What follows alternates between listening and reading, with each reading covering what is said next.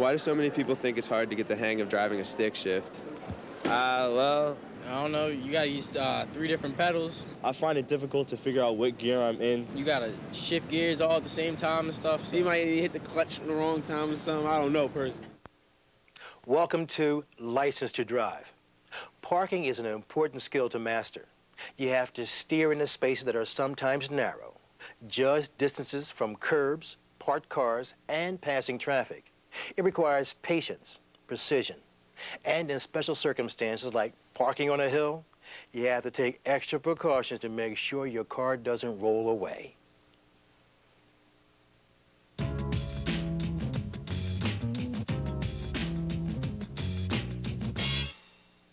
One time I parked on a hill and I forgot to put the emergency brake on. I got out of the car and I was going into the store and I turned around because I heard some yelling, and sure enough my car was drifting back into traffic. But thankfully my friend was in the car and she was able to put the emergency brake on, but I was still pretty embarrassed. Speaking of cars, Tommy, when are you going to let me drive yours? My dad taught me how to drive a stick shift, you know. How about right now? On second thought, I changed my mind. We're on a hill, you drive. It's okay, you can do it. Check to see how much room you have behind you first. Okay, I'll try. But if I hit anything, it's not my fault. Since you need your right foot for the accelerator and your left foot for the clutch, you won't always be able to use the brake pedal when starting uphill. So, make sure that the parking brake is securely set. Press the clutch and shift into first gear. Slowly begin to release the clutch while at the same time putting pressure on the accelerator until you reach the friction point. Then fully release the parking brake, accelerate as evenly as possible to minimize the distance you might roll back downhill and to move forward steadily without jerking or stalling. That's okay, give it another shot.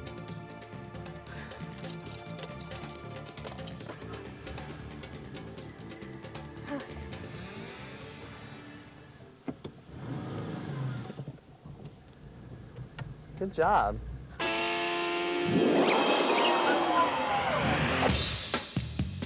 Now, let's see how Julie did. For starters, she's not wearing her seatbelt. That should be like second nature. It should be the very first thing you do before you even turn the key to start the car. On Julie's first attempt, she stalls Tommy's truck. She didn't accelerate and release the clutch evenly. Julie pulled out too fast and came too close to the car in front of her. Finally, it's nice that Tommy had enough confidence in Julie's abilities to trust her to try such a tricky maneuver in his truck. But given her lack of experience with the task at hand, she should have practiced this difficult maneuver in a safer place.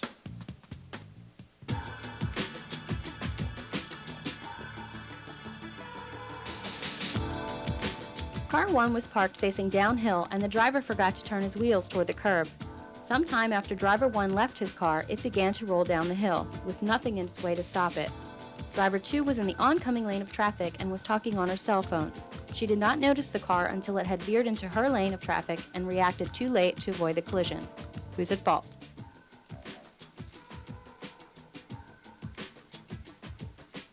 Driver 1 was at fault.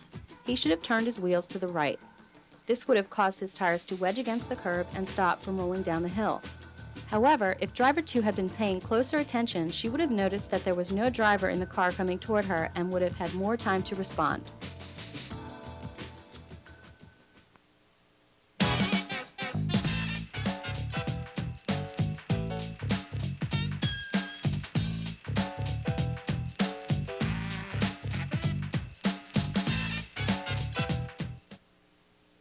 Parallel parking is hard enough, but getting out of a tight spot when you're on a hill is even tougher.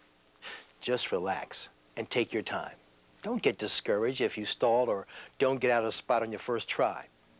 When you park on a hill, if you have a manual transmission, make sure you leave it in first gear or reverse. An automatic transmission should be in park, and for both types of transmissions, always double check to make sure the parking brake is on. As an added precaution, make sure your front wheels are turned in the right direction. If you are facing uphill, turn the wheels away from the curb. If you're facing downhill, turn your wheels toward the curb. And if there's no curb, the rule is to always turn your wheels away from the road to prevent your car from rolling into the street. What direction should you turn your front wheels when you're parked facing uphill with a curb on the right? A, turned away from the curb, B, straight, C, turned toward the curb, or D, none of the above? The answer is A, turned away from the curb.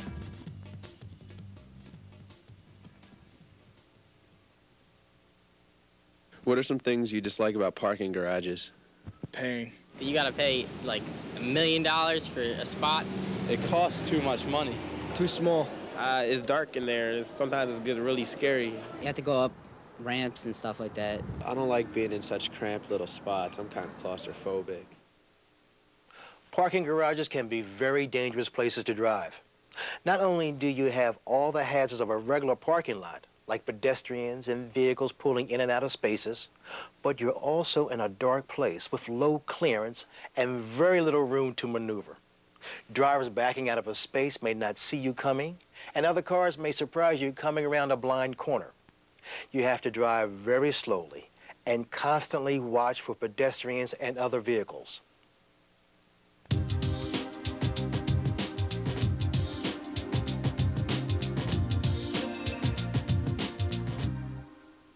Most incidents in parking garages are low speed impacts. So if it's car versus car, 9 times out of 10 there won't be any injuries. But a lot of times people won't be looking behind them while they're pulling out. And as people are leaving their car towards the elevator or the walkway to get inside the building, they'll be hit by a car backing out of a spot real quick, or someone trying to even pull into a spot before someone's out of their car. Hey, where are you going? You missed a spot right there on the street. What? I'm not parking my brother's new truck on the street. I feel safer parking it in a parking garage. It's your money. You better take it slow in there, though. The ceilings look kind of low. There's a spot right... Whoa! I didn't even see that little car coming out of that truck. There are lots of hazards that are difficult to see in a parking garage. A compact car, a motorcycle tucked in a parking spot, kids running around the corner, a pedestrian walking out from between 2 cars.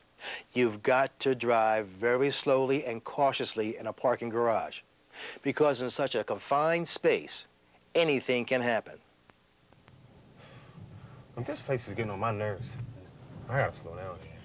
You better. Because if you mess up your brother's new truck and your father grounds you, I'm gonna have to find me a new chauffeur.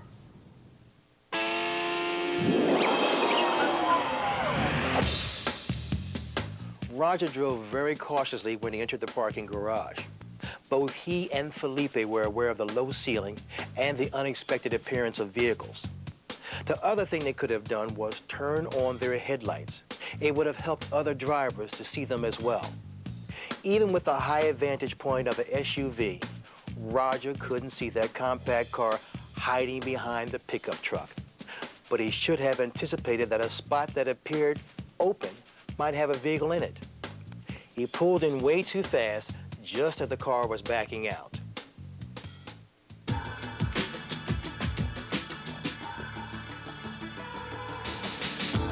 Driver 1 was backing out of a spot near the entrance to his level in the parking garage with his radio turned up extremely loud. As he was backing out, Driver 2 came speeding up the ramp to the level that Driver 1 was on. Driver 2 got to the top of the ramp and collided with Driver 1. Who's at fault?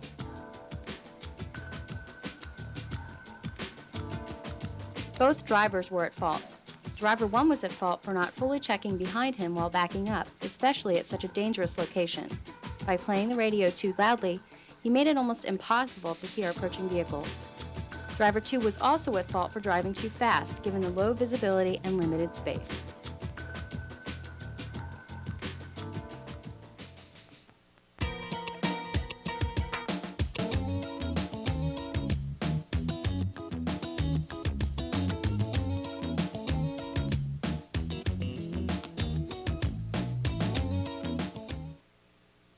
Maneuvering in the tight confines of a parking garage can be difficult. We don't expect a collision to occur when we are parking. Maybe that's why so many do. If you're the one backing out of a spot, make sure you do it very slowly so that other drivers can see you. Only when you have a clear view in both directions should you go ahead and pull out the rest of the way. Oh, and don't forget where you parked your car.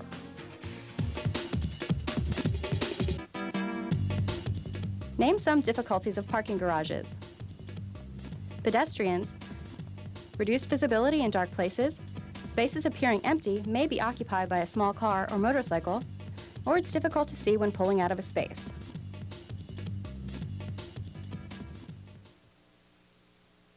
Why do so many young drivers fear parallel parking? Fear parallel parking because it's hard. It's difficult, and you have to finagle your way into a spot, and a lot of times there's not enough room. You might have traffic coming up behind you. There's a lot of pressure while you're doing it. I always think I'm gonna hit something. If they don't pass the parking part, they can't get their license. That's the truth. Parallel parking is not something that comes easily. Parallel parking is part of the driving test that many new drivers dread. It probably is the hardest form of parking to learn. It's even difficult for seasoned drivers to master because every situation is just a little bit different. Parallel parking involves parking alongside a curb between two parked vehicles. You have to back up, often into traffic, and if it takes multiple tries, it can be very frustrating and even embarrassing.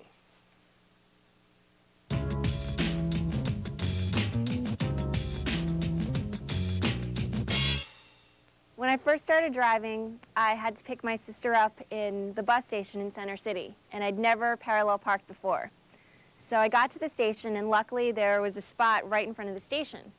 So I pulled up to the car in front, just like we were taught, tried to back in, couldn't do it. So I backed out again, tried again and again, and I still couldn't get into the spot.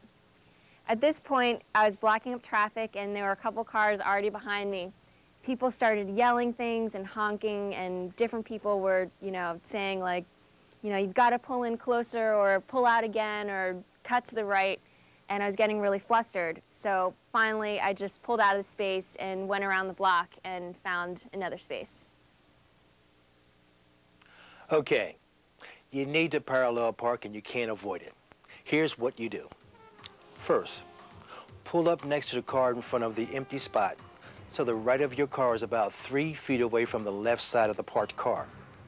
You should stop when the rear bumper of your car is even with that of the parked car. Look over your right shoulder and slowly back into this space while sharply turning the steering wheel to the right. Aim the rear of your car for the rear right corner of the parking space. When your steering wheel is even with the front vehicle's rear bumper, straighten out. When the front end of your bumper is even with the rear bumper of the vehicle, turn your wheel sharply to the left. Slowly back up until your vehicle is parallel to the curb and straighten out the steering wheel. Want to see it again? Line up your car with the car in front of your desired spot. Looking over your right shoulder, slowly back into the space while sharply turning the steering wheel to the right. When your steering wheel is even with the front vehicle's rear bumper, straighten out. When the front end of your bumper is even with the rear bumper of the vehicle, turn your wheel sharply to the left. Slowly back up until your vehicle is parallel to the curb and straighten out the steering wheel.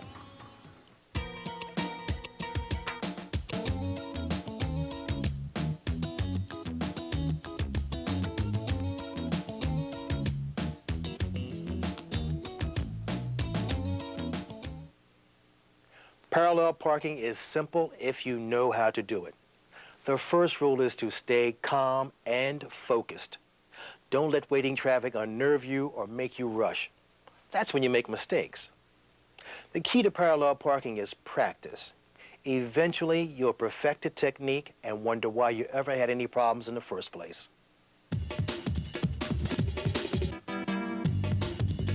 Where should you position your vehicle to begin parallel parking? A, alongside the first vehicle, B, alongside the second vehicle, C, in front of the first vehicle, or D, behind the second vehicle? The answer is A, alongside the first vehicle.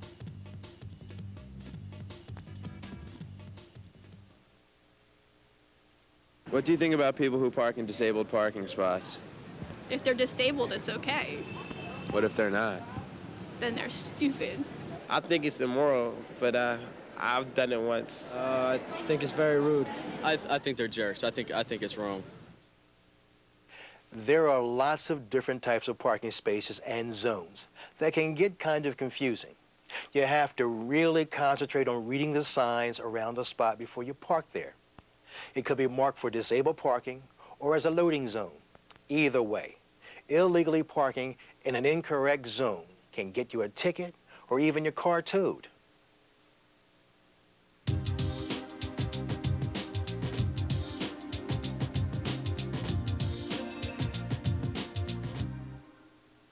One of the violations that people, for some reason, commonly commit is when they would go and park in a disabled or handicapped parking spot. This requires people that need the spot, either the elderly or the disabled, to walk quite a distance. It's very important to realize that you should not park in these places. And a lot of times it's simply people are too lazy. They think they're just going to run in and out of the store and they're not going to be there long, or they're too lazy to walk the extra couple feet. And this creates a problem. When this occurs, usually a motor vehicle summons is issued. Phil, will you stop at the mall for a few minutes? I have to pick up Mom's birthday present. I know what I'm getting her. I'll just run in. No problem. I'll go in with you, too. I can't believe it's this busy. Have you ever seen it like this? No. Maybe they're having a sale or something. We're not going to be long, right? I'll just park in this disabled spot. There are a few of them. We probably shouldn't. Disabled spots are for people with disabilities, not for drivers who are lazy or impatient. The fines for parking in a disabled spot are pretty hefty. Before you do it, take a moment and think about the people you'll be taking the spot from, and ask yourself, is it really necessary for me to park here?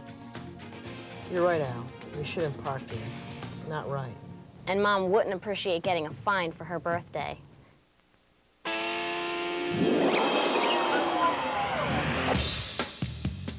Philip clearly saw the disabled parking sign, but because there was no place closer to park, he decided that he was entitled. He was wrong. Allison was right to discourage him from parking there. And in the end, he made the right decision. Look, park a little further out. Enjoy the exercise and the fact that you don't need one of those spots for yourself.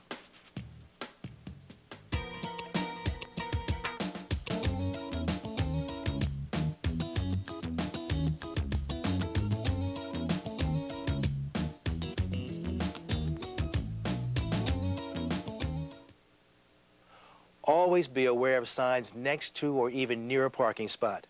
There may be a sign that prohibits parking at certain times or only permits loading and unloading. If you're parking on the street, check the curb. If it is painted a color, there may be some restrictions on parking. Even if there aren't signs to follow, there are still guidelines that tell you where you shouldn't park. Never double park. Don't park more than 18 inches from the curb, on a sidewalk or bicycle path, or in front of a driveway. And don't park in a designated fire lane or near a fire hydrant. These are all common sense. Use your head when it comes to parking your vehicle. A good parking spot might be an illegal one. Avoid the headache of a fine or maybe even having your car towed.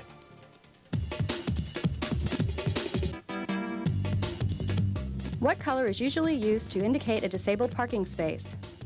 A, orange, B, green, C, red, or D, blue? The answer is D, blue. So, you've learned how to get out of a tight spot with a manual transmission, how to parallel park, and how to maneuver in a parking garage. And you've learned that there are some places that you can't park. Parking your car may not always be a life or death situation, but it's not without risk. Whether you park on the street, in a lot, or in a garage, just remember to take your time. And as always, be safe.